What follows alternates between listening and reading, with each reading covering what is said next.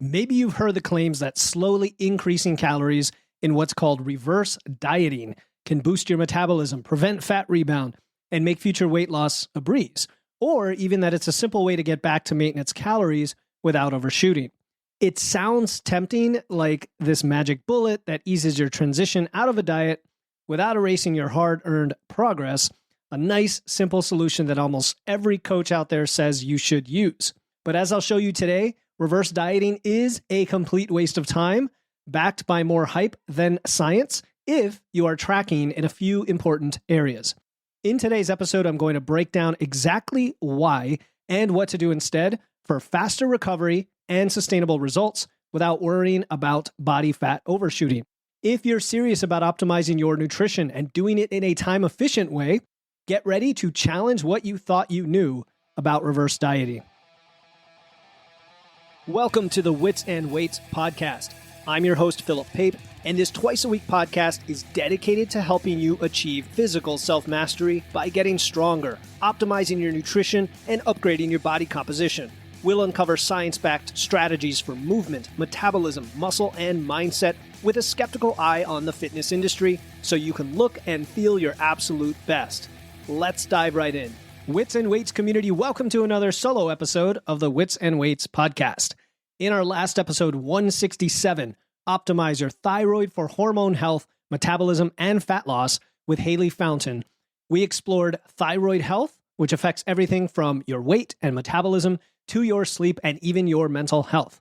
You learned how to manage your weight when you have a thyroid condition, the link between minerals and thyroid function, and why exercise and nutrition are so important and what you should be doing, as well as how the mind-body connection and sleep all play into thyroid health.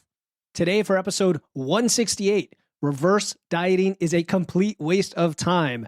We are going to bust some myths surrounding the popular but misguided practice of reverse dieting. Many people, and even some well-respected coaches, many whom I follow and some are my mentors, claim that reverse dieting can boost your metabolism, prevent rapid fat regain, and make future weight loss easier. Others simply recommend it as a tool to slowly pull out of a deficit without overshooting and gaining body fat. But as we'll see today, none of these reasons really hold up. The claim that I am making today is that reverse dieting is a complete waste of time, and I'll explain exactly why. We are going to dive into the metabolic science, the behavioral psychology, the practical alternatives that work far better for post-diet recovery and long-term weight maintenance.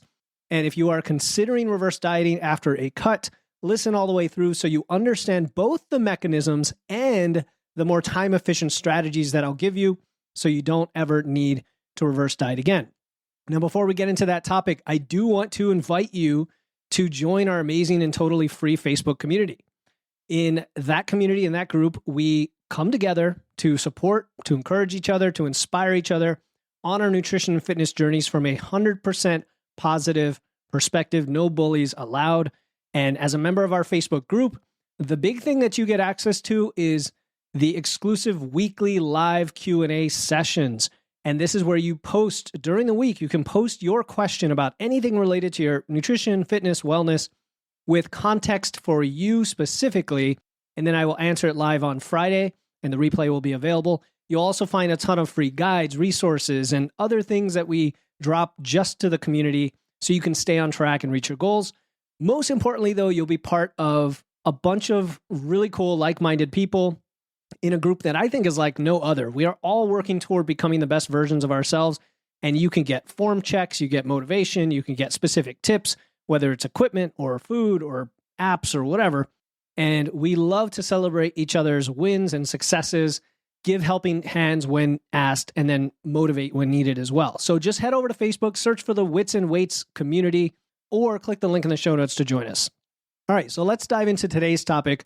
Reverse dieting is a complete waste of time. And we're going to start, of course, with definitions. What the heck is reverse dieting? Maybe you haven't heard of it before, or if you have, want a little refresher.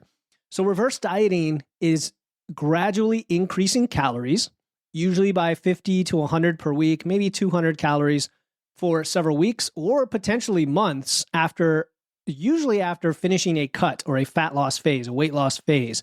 And the idea is to slowly build up to your new maintenance. It could also be used when you were first getting started and you've been dieting for a long time, and then a coach says, well, we need to reverse diet you up to your maintenance, so that you can eat more food and burn more calories and so on. Now, proponents claim that this approach, not all proponents, let's be honest, but a lot of them will say that this repairs your metabolism or fixes your metabolism after the supposed damage of dieting, and that it prevents rapid fat regain from jumping to maintenance or above. It primes you for easier fat loss in the future by elevating your metabolic rate. And some other coaches simply claim that it's the best way to return to your maintenance calories, to do it, slowly over time and you don't overshoot.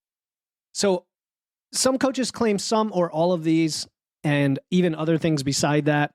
And basically the theory is that your metabolism slows down during a diet, which does happen, and that you need this long, gradual reverse dieting process to restore it and avoid overshooting into weight gain. And I understand the surface level appeal of these claims because dieting is hard. We'd all love a magic bullet to make post-diet life easier and more predictable. But unfortunately, the science doesn't really support the necessity or the efficacy of reverse dieting, particularly if you have the right information and you are tracking the right things. And that's where tracking is going to come in. We'll get to that later in the episode. If, of course, you lack certain information and you don't have the complete picture, reverse dieting might be the fallback simply because you can't go after the most efficient approach. But you're listening to Wits and Weights, so we are all about the wits side of that, supporting the weights in that we want to do things intelligently and efficiently. So let's get into a little bit more about metabolic adaptation, because this is the underpinning a lot of the arguments for reverse dieting. So first of all, describing post-diet metabolic adaptation, or the metabolic adaptation that occurs during dieting, as any form of damage or irreparable harm is completely misleading. Because yes, your metabolism typically slows down as you lose weight, but it's completely recoverable. And it happens for two reasons. Number one, you're simply losing weight, so you have a smaller body that requires less energy, period. Number two, and this is what I think is really what we talk about with metabolic adaptation, your body downregulates its hormones to conserve energy in response to being in that deficit. And that has a cascading effect. Now, there's a third element to why your metabolism might go down that is more what's in your control, and that is your change in activity, or your a lack of sleep, or you drink alcohol, or maybe even your cycle, or let's see, too much chronic stress, right? There's all these little things the things that are in your control, your lifestyle changes, your lifestyle decisions that can make your metabolism go up and down, independent of the fact that number one, you're lighter, and number two, the hormonal metabolic adaptation. So the slowdown that just happens naturally that's out of your control, which we can call adaptive thermogenesis as well, it is not at all any form of long-term damage. It is more like a survival mechanism that we evolved so that we don't starve to death in a famine. That's all it is. And it's 100% reversible. And we know this because bodybuilders who go through extreme cuts to the most leanest level you can imagine, they reverse right out of it. And I use the word reverse, but we're going to talk about the alternative to reverse dieting. But I'm using reverse just in the colloquial sense that they, reverse the direction out of it, and they are able to get back to their previous metabolism eventually, no problem. So how do you, we'll say, reverse colloquially your diet or your metabolism? Well, the simplest way to do that is just not be in a calorie deficit. So this is the thing about metabolic adaptation is, and I was talking to, I think, Jordan Lips about this when he was on the show. It's a trade-off we are making, knowing that we're making it so that we can lose the fat. So yeah, we're trading this metabolic adaptation, but in exchange, we get the fat loss we are going for. And you could go more aggressively, of course. And if you go more aggressively, the adaptation tends to be more severe, but also the fat loss happens faster, right? So it's a trade-off. And the opposite of any of this is just not be in a deficit. So if you can restore your energy balance back to your current maintenance, that is the best way to flip your body out of that mode and recover and not be adapting anymore. And here's the thing, there's no evidence that this requires a slow calorie increase over days, weeks, or months. And that's kind of the key that I'm going to get to today. And I touched on it at least once before in an episode a while back about reverse dieting that I'm going to link in the show notes. And I'm touching on some of those again today if you hadn't heard that, or if you need a refresher. but I will come at this with some other angles that you hadn't heard before. So the other key factor that people are worried about with reverse dieting is, or not worried about with it, but why they think they need it is regaining body fat. So we've talked about hormones before, right? Your fat cells produce leptin, is the satiety hormone, keeps you full, and that stimulates your metabolism. And if you have more body fat, there's more of that. So while you're dieting and it reduces that and it reduces your metabolic rate, when you regain not necessarily the weight you lost, but when you are stopping the loss of body fat, it also normalizes both. And again, what does that mean? That means going back to maintenance calories and doing it as fast as possible, not necessarily the way that reverse dieting is going to have you do that. Okay, so stick with me. You see what I'm suggesting here? Reverse dieting, which can be a gradual process, is not necessary if you know you can go straight to maintenance. So the claim that reverse dieting rebuilds your metabolism better than going to maintenance and it's going to cause all these other negatives, or it's going to avoid body fat overshooting, is pure speculation, and it's driven by the fact that a lot of people have no clue what their maintenance calories are at the end of a diet. They've been guessing the whole way. They've been trying to reactively keep up with their changing metabolism by lowering calories, but they're not really precisely sure where that is. So if you're not precisely sure where your metabolism is, it's understandable you would be afraid of overshooting that, because you're like, well, I think I'm in a 500 calorie deficit, so I could just go up 500 calories. But what if I'm actually been metabolically adapted more than that lately, and I've only been in like a 200 or 300 calorie deficit? Well, now if I go up 500 calories, I'm actually in a surplus, and then I'm going to start gaining fat. That's where all of this stems from. Okay, so let's talk about fat regain a little bit more, right? The idea that reverse dieting prevents that. And I just touched on it a little bit. But there are some other things behind this that people talk about, like, okay, you've been restricting calories for such a long time and you're leaner, and now your body is primed to store every extra calorie as fat if you increase too quickly. Now, first of all, even if you did go straight into a surplus and you knew what surplus you were in, you're only going to gain as much fat as the tissue that is not gained as muscle, if that makes sense. Meaning, if you go back into a surplus and you're training hard to build muscle, like we should always be doing, you're going to gain some of that as muscle and some of it as fat, just like you would if you were at maintenance for a while and then started that process. There's not a difference. It's not supported by research that you're all of a sudden going to just gain fat for some reason. And that's if you go into a surplus. We've already said that if you simply return to maintenance, well, you're not even in a surplus. So you should gain zero extra fat. Zero extra fat. Remember, you're going from a deficit to a net zero, right? No deficit, no surplus. You're at maintenance. But a lot of people think, well, I need to reverse diet so I don't jump so quickly that I go past that point. Well, the way we're going to do it, we're not going to go past that point. We're going to go predictably and reliably and precisely to the point we need to be, which is maintenance calories. Okay. And again, multiple studies have found no difference in body composition changes based on the rate of post-diet calorie increases. All that matters is your surplus or your deficit. That's it. All right. All the stuff about P ratios and going from a really lean state versus a not so lean state. No, none of that is supported. Let's simplify it today. We don't need to get complicated or overthink it. Okay. So again, think about it this way with numbers. If you've been dieting on 2,000 calories and your maintenance is 2,500, so you're in a 500 calorie deficit, would staying at 2,100 for a week and then 2,200 the next week and so forth make any difference in fat storage compared to going straight to 2,500? No, it would not. And what it would do negatively is prolong your deficit, which is what we're trying to get out of. And again, people are like, well, that's not what we mean. We mean if you've been dieting on 2,000, your maintenance is 2,500, and you shoot up too fast to 2,600. Well, I'm not saying that either. I'm saying we are going to go to our maintenance calories. Okay. So the calories are calories. This is one of those cases where calories are calories. There's no metabolic magic happening because you went up slowly versus jumping straight up. And dragging out that process keeps you in the deficit longer than necessary. And what does that do? Well, that risks more muscle loss and hormone disruption and just not feeling great. And who wants to be in a diet for longer than you intended? All right. Now, to be clear, you will definitely, I was going to say likely in my notes, but then I said you will definitely gain a few pounds of weight when you increase your calories from the diet back to maintenance. But that's all water and glycogen. That's all it is. Because think about it, you're increasing your intake of food. You're going to have more food in your gut. You're going to be drawing in more water, and you're going to have more carbs. Most likely, assuming you're eating a balanced approach, your carbs might go up from, say, 100 grams to 300 grams or something like that. And so the first few weeks of maintenance are this not just psychological, but physiological balancing acts because your body's adjusting to the new intake. But that has nothing to do with extra fat regain or anything else that people are trying to avoid with reverse dieting. So if you are at your true maintenance calories, you are not going to get any runaway fat gain. The real problem is people miscalculate their maintenance intake, or they don't even know it. And then they accidentally overshoot into a surplus.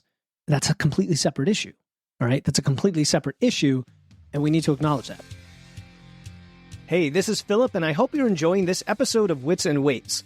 I started Wits and Weights to help ambitious individuals in their 30s, 40s, and beyond who want to build muscle, lose fat, and finally look like they lift. I've noticed that when people transform their physique, they not only look and feel better, but they also experience incredible changes in their health, confidence, and overall quality of life.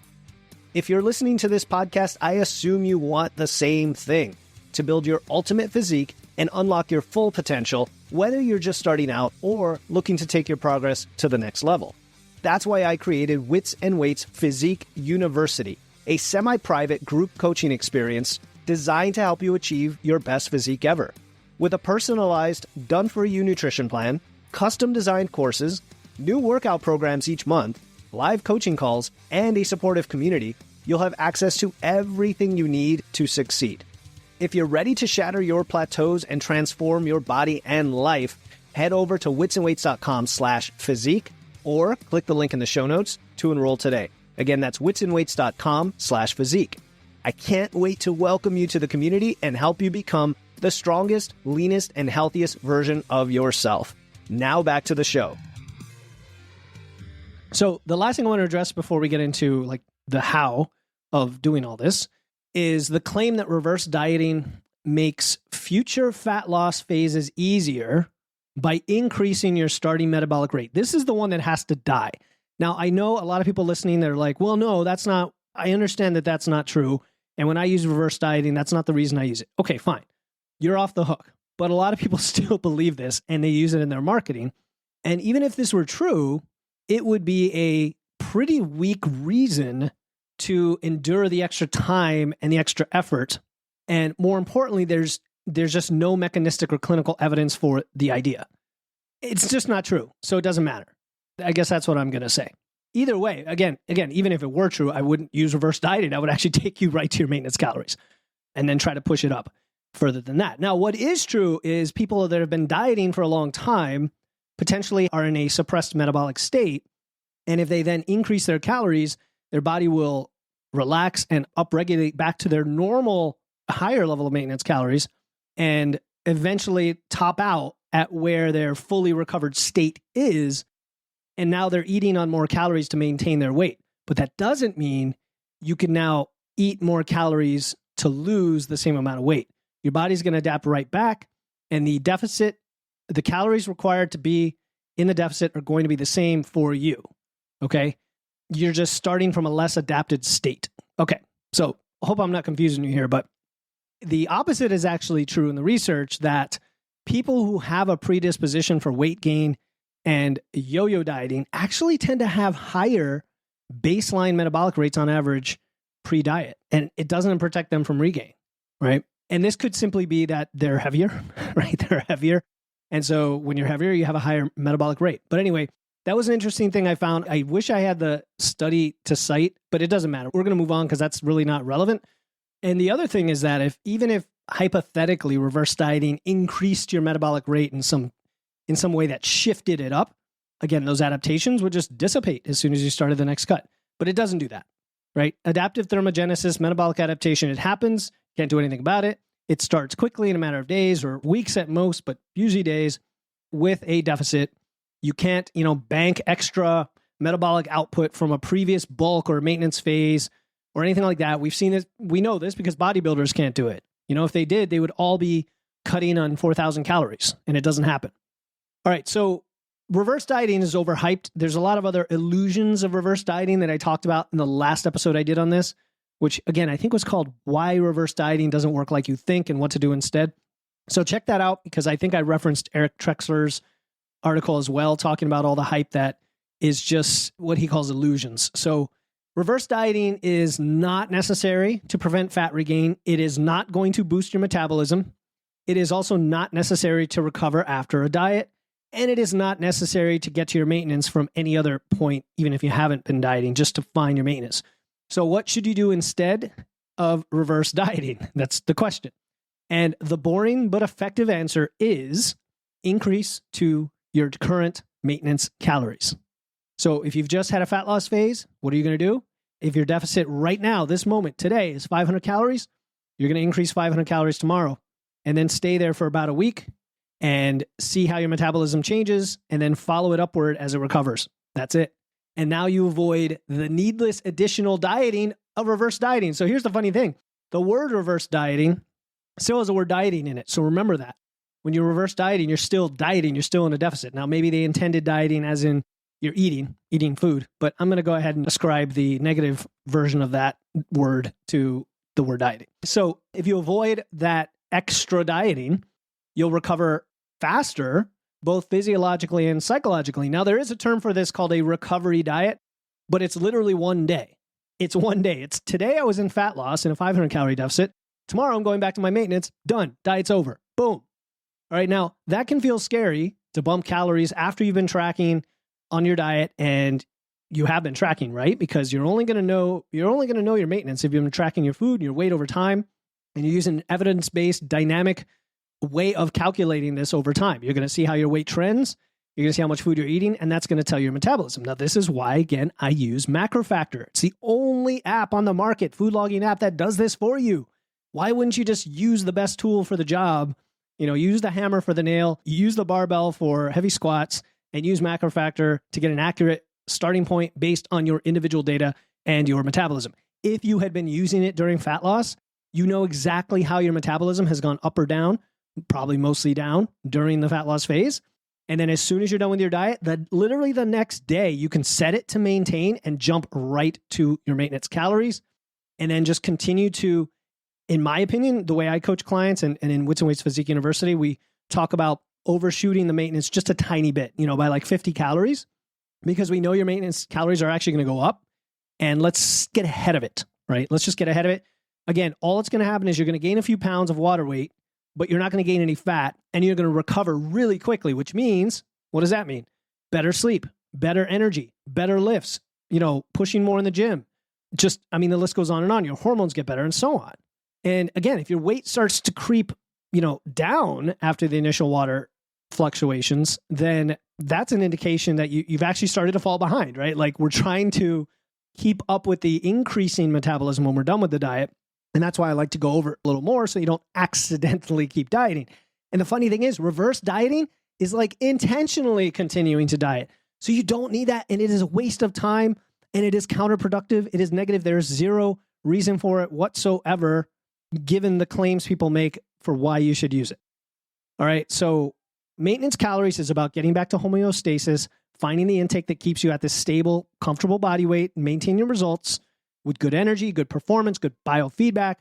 And it's not fixed. Just remember that. It's not fixed. It's going to fluctuate, and hopefully it's going to generally trend upward when you're done with your dieting phase as you get back to maintenance. So the approach of just a recovery diet, going straight back to maintenance in one day, this also contributes to, in my opinion, your relationship with food, to be honest. Like, the whole flexible approach that we take, part of the calorie deficit and the fat loss phase is we get it over and done with as quickly as we can, because we don't want to be in that state forever.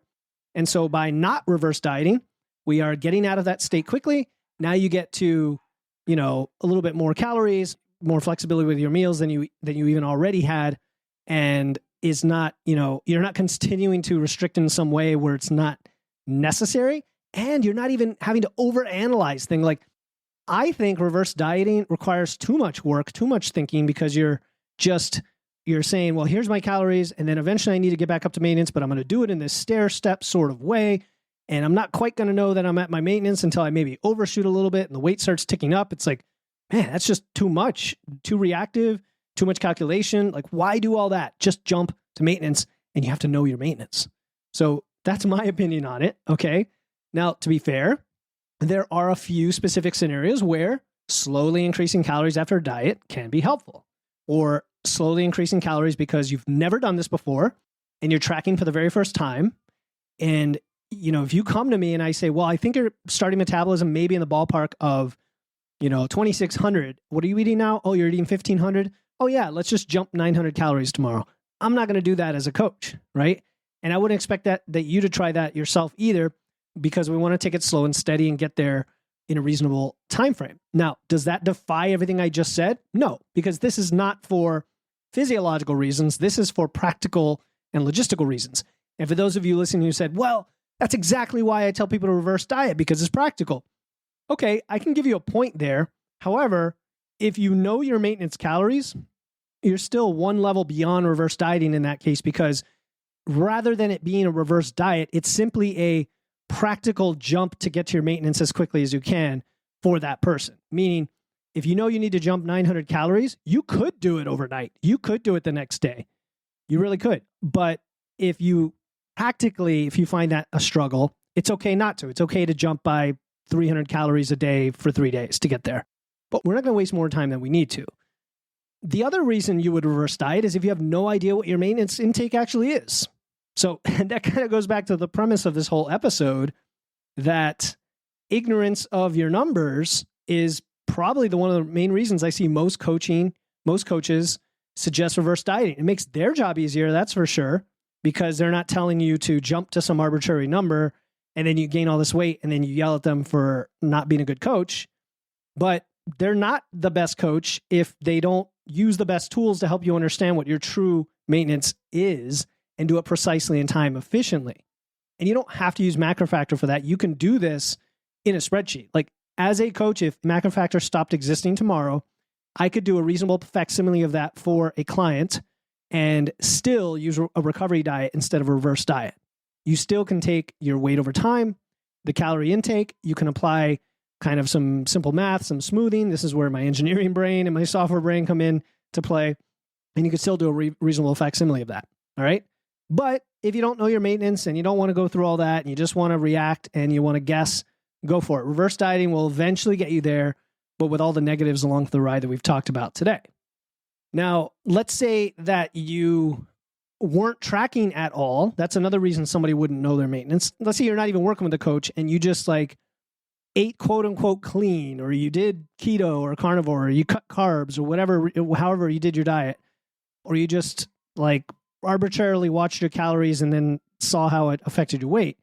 In those cases, it's true that jumping straight to some random maintenance number that you don't even know could lead to overshooting because you're not really even tracking to begin with. So in that case, some conservative increases might help you figure out your maintenance range once your weight stabilizes. So I get it. And that could be an approach somebody's taking who's eating intuitively, right? But someone who's eating intuitively, who's tracked for a long time, will probably have a good idea what it feels like also to get back to maintenance and know that based on the weight they've been losing, they've been in a certain deficit recently, and they can still make a more educated guess than necessarily having to reverse diet. Now, the other thing is when reverse dieting can be defined in different ways. For some people, it's like 200 or 300 extra calories this week and then next week and the next week. For others, it's a much slower, like 50 calories. I mean, either way, it's still reverse dieting. It's like stepping stone to your maintenance. So it's nothing magic. It's like not a magic metabolic restoration protocol. It's just guessing your way there. That's really all it is. The only other situation I can think of is going to be physique competitors and other extreme dieters, let's say lifestyle dieters. And if you've been in a super aggressive deficit and you've got extremely lean, you're very adapted. Both your metabolism and hunger signals have been, whacked out. They're pretty suppressed. And you just literally may not feel comfortable eating at maintenance right away. Like, even though you know you can and you know how to do it and you've done it before and you're not worried about the number of calories, simply your digestive system and everything going on with you is just off. And to jump that much, let's say you're in 1,000 calorie deficit, you could jump 1,000 calories overnight, may just not be comfortable. And that's another reason to take it slowly, but you still know where you want to be and you want to get there as quickly as possible. So, and by that, I mean take a week at most, maybe 2, but not weeks and weeks and weeks. Okay, and that can help with your digestion, with your appetite regulation. But the goal, again, is still to ramp up to your actual recovery intake, your maintenance calories as efficiently as you can tolerate. And other than that, it's a temporary psychological tool. It's not actually a metabolic necessity. So for everyone else, look, just get MacroFactor already. You can try it for free with my code WITS and WEIGHTS, all one word, and stop guessing. I'll put a link in the show notes like I usually do when I mention it in the show. And then you'll never, ever need a reverse diet ever again once you've got that approach down, going straight to your maintenance calories. So to recap today's episode, reverse dieting is the epitome of one of those like fitness industry myths that has to die. And it's one of those that really persists even among really great coaches. And a lot of them, I get that they are not necessarily using reverse dieting the full-on way that some people use it. And in some cases, maybe they're not even using reverse dieting and they're just calling it that. And I get it. Then we get into semantics and so on, which I don't know when this episode is coming out, but Sue Bush and I, when she was on the show, or maybe I was on her show, but I don't remember which one, but we got into a discussion about needing to be careful with our words in this industry and why podcasting as a medium is a good place to explain all this, because then you can define what you mean, which hopefully I've been doing today. And if you did not listen to the episode, of course, you didn't even get to what I'm saying here, and you just give me a bunch of hate comments on YouTube because you think reverse dieting is the bee's knees, that just proves my point. So here's the thing. You want to trust the data-driven approach that actually measures the things you care about.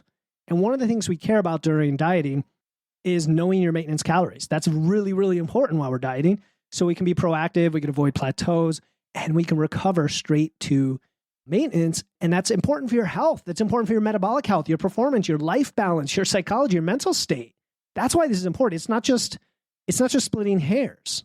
And if you have the right tools and then you have the right mindset, then what are you going to do? You're going to maintain that hard-earned physique without the smoke and mirrors of reverse dieting. Okay, so if you want to learn more about this, I've got lots of episodes about these various topics, but I do have the other one that I will link in the show notes. And then I'm trying to think if there's anything else I wanted to mention about this other than, no, I think that's it. So, okay, that's it about reverse dieting and why it's a complete waste of time. The answer is know your maintenance calories, recover your maintenance calories as quickly as possible. You'll feel great. You'll get back to being at maintenance, maintaining your physique, or even going into a building phase without all the wasting time. All right. In our next episode, 169, Q&A with Jeff Hain, menopause weight loss, bulking without getting fat, cutting on low sleep. I'm teaming up with Jeff Hain of the Mind Muscle Connection podcast for a special co-hosted Q&A where we are going to share our thoughts on 6 different questions, 3 from his community, 3 from mine, on rest periods for muscle growth, managing your diet on limited sleep, what to do if you're gaining too much weight in a bulk, how to transition your training from a bulk to a cut, menopause and weight loss resistance for women over 50, and how to prep ahead of time for inevitable holiday feasting.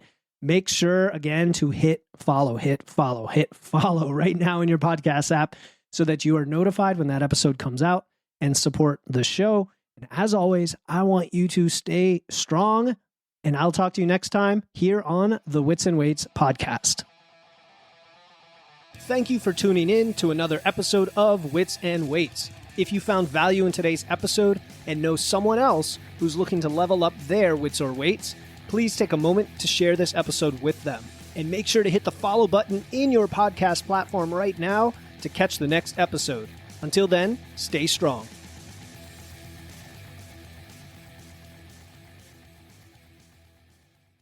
Hey, before you go, I want to let you know about a free resource I have.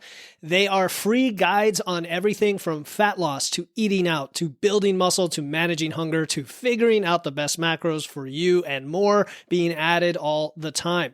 You want to get the most out of these podcasts and your time to look and feel your best, and these free guides will give you a quick and easy way to know what to do. If you want to get your hands on these completely free guides, you can head over to witsandweights.com/free. That's witsandweights.com/free to get your free guides and level up your results today.